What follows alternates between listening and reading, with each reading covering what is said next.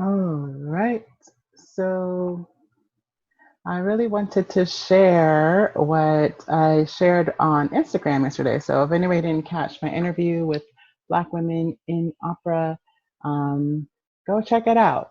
We had a little bit of technical difficulties, but I think the majority of the message got through. But for the stuff that didn't quite get through, and also I just wanted to reiterate for those who can't catch it before the 24 hours are up, which will be like any time now.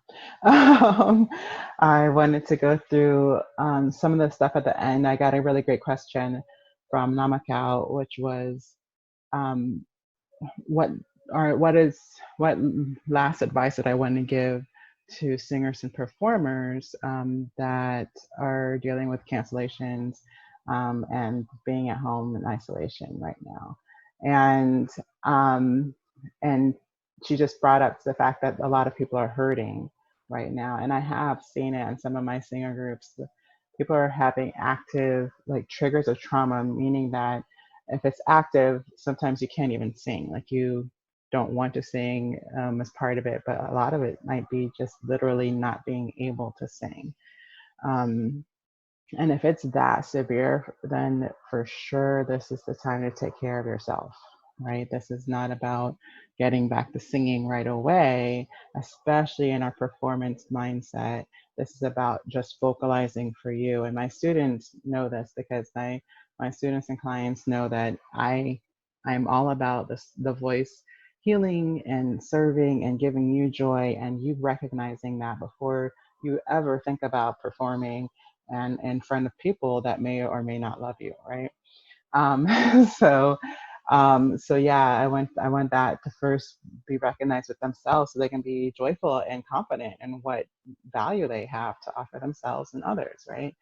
Um, so vocalize for you.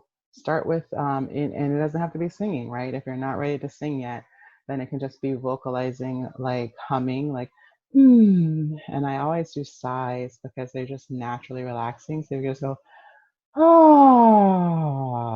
and just really take your time with that. I like to call it a Calgon take me away sigh. Just really feel the differences in your body because your biology literally changes when we just give out that full breath and do a full relaxation. Okay. So, number one. And then songs, when you're ready, you can start singing songs that are for you, not about like performing and like getting your you know, I don't know, package in order, whatever you do for your auditions or performances. But songs that you just love, that warm your heart, that bring joy to your heart, that you make you happy, that make you like get into the day, right? So songs that are just for you. And so when you refocus on that, and then you can start focusing on why you started singing in the first place. Like what about singing brings you joy when there isn't an audience around? Because that is what art is really about.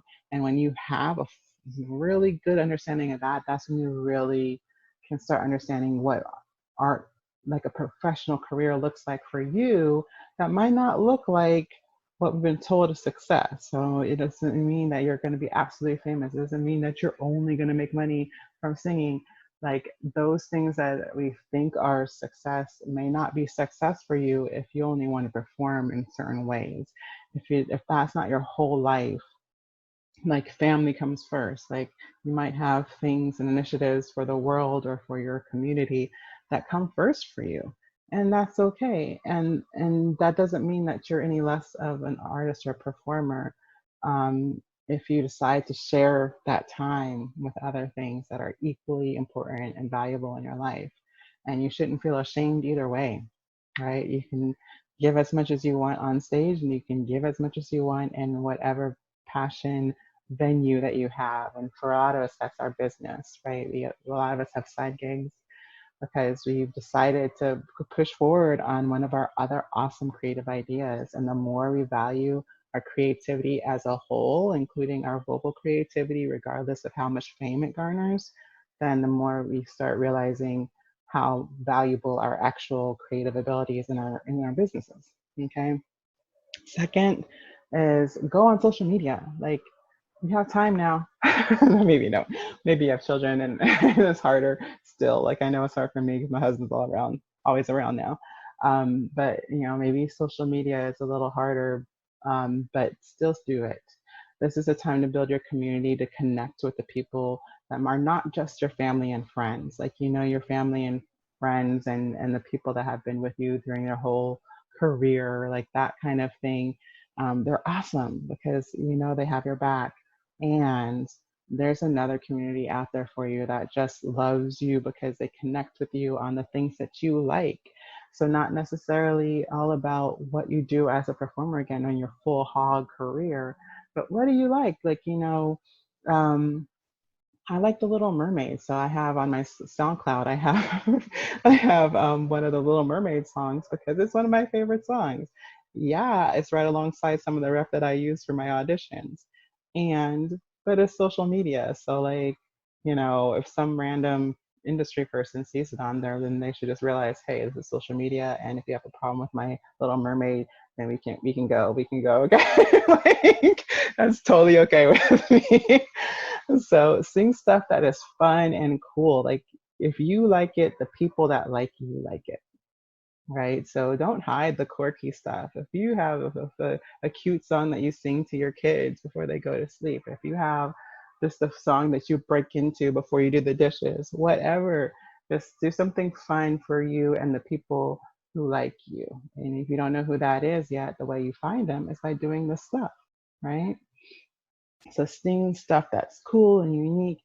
You might never put on a concert, you might never perform it professionally, but this is the time to do it. And social media is the place to do it. And I recommend this honestly, even when things are back to normal and you're full hogging your career, because this is the stuff that makes people like you, not your professional perfection face, you know. And that's what real relationships are made of. And if you noticed, it's the people that have real relationships and connections with people that get hired. That's just what is, right? So 3, keep on working towards your goals. So this is my kind of stake in the ground. I'm putting a stake in the ground saying that the world is not ending. Okay. It might feel that way, and God, the numbers are crazy, and it's really sad and traumatic for me as well. Um, but the reality is that the world will not be over, and this will eventually go by, and we'll really mourn the losses that we take during this time. But the reality is that they're still going to need art and music when this time is over. They're going to need your voice. They're going to need you. So keep working on the material that you would have planned on performing on one day, because one day you will be able to perform it again. And you want to be ready, right? You don't want to just be like moldering away in the corner. And this is also a great time to keep working on like show ideas that you might not have had a time of to do before, like stuff you couldn't begin to think of working on a certain rep because it wasn't in line with other stuff that you had to get ready, that kind of stuff. It's a great time to have fun with new stuff that you might not even have had a chance to look into before. New composers, another great way of interacting with people on social media. See if they have any music they're willing to share with you that you can perform for them on social media. Good time to do these things. And then going back to number 1, if you did number 1, then you have a new intention on how you want to live your life. Refocusing on what you want and not just what we've been told means success. Means that you probably have a new version of the way you want to do things, and that version can be part of how we recreate society as we move forward. So the stuff that does fall, it's going to be rebuilt. You know, opera's been around for hundreds of thousands of years. Like, stage and theater have been around for hundreds of thousands of years. Will we lose companies? Maybe, even maybe probably, right? If it gets us to a certain point, will we need companies to replace them? For sure. So do you have an idea of the way that you would like to see a company run? Do you have an idea of the kind of community and connection you would like to see in an artistic organization, because that's what we need moving forward. The people who have the clearest visions coming through this and on the other side of this are the people that will win. If you have a plan and a structure and a company that makes sense in this new society that we're going to be seeing moving forward, then you have a really good chance of creating the artistic community you've always wanted to be a part of. So please meet your heart-centered visions and versions of success. Share it with all of us. You're probably going to be on board, and you might have a whole new community, fan base, and life when you come on to the other side of this. I hope everybody's doing awesome today, and I will talk to you guys later. You know that I have my studio. I am taking new clients. If you wanted to do a one-on-one with me just to see what it would look like for you to get some things nailed down and what your life can look like after this, then, or even during this, we can start now. Social media is a thing, you know. Then contact me. All right, guys. Facebook Messenger me, send me an email, all the cool things. I'll talk to you guys later. Bye.